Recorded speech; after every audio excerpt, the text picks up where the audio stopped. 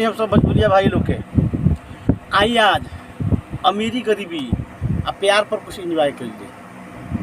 अमीरी गरीबी एगो ऐसा चीज़ बा बड़ी खतरनाक रूप बा एकर। केहू खा खा के मरता तो केहू खैरा पी मरता। आ ये अमीरी गरीबी में जब प्यार ढुक जाला तो दयाउद बेदीन हो जाला। वही फर्क का बा, जब गरीब लड़का कोनो प्यार करी तो कहाँ मिली अपने गर्लफ्रेंड से, लेड़मारी या बसवारी में। आई अमीर लड़का प्यार करी तो सीधे 5 स्टार होटल में। गरीब लड़का के जब कहीं सफ़र करके जाए के होई तो ट्रेन में जाई, ट्रेन में वो जनरल बोगी में ढुक जाई आ एक बैठल सिवान से सीधे दिल्ली। पौरों पेशाब ना करी, जगह लिखे गेट तक जाइए नहीं कुछ बस सीधे दिल्ली उतरी। आइए बड़ लड़का के बड़ घर के लड़का के ओकरा जाए सीधे फ्लाइट धरे पूरे ऊपर चल जाए। अब आई इनमें प्यार ये प्यार ऐसा चीज़ है कि केहू से कबो हो जाला, कौनो उम्र में हो जाला। प्यार के पहले आँख ना रहे लेकिन अब आँख हो गई बा।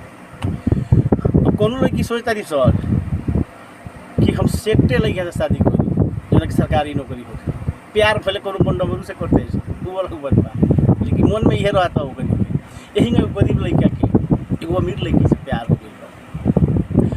कुछ दिन सिस्टम चलल, बाद में लड़के के पता चलता जो गरीब बा हो तो दूसरा से सगाई होता, ब्याह होता।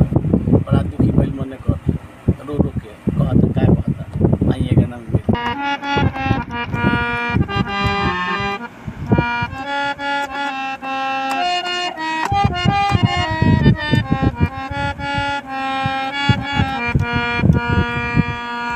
सुनतानी ताहर होता दूसरा से सगाई।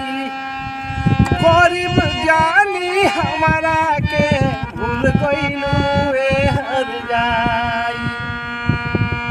सुनतानी ताहर होता दूसरा से सगाई। गरीब जानी हमके भूल गइलू हर जाई। अमीर के पटाल हलू देखा के हमके लोला।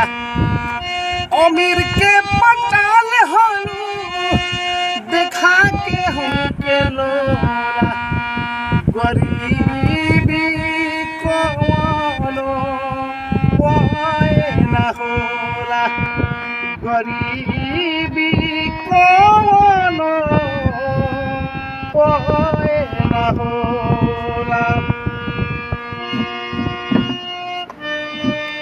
अंतर में कहता फॉर्च्यूनर में घूमे सोचलू लड़की होई देसी।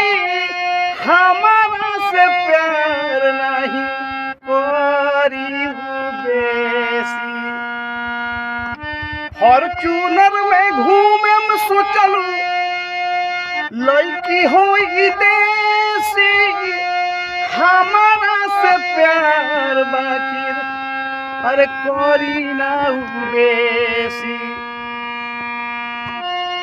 सुखावा से रखती भल बेच देती एक दुकोला।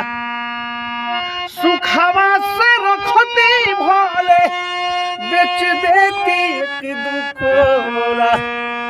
गरीबी कोनो पाए ना होला, गरीबी कोनो पाए ना होला।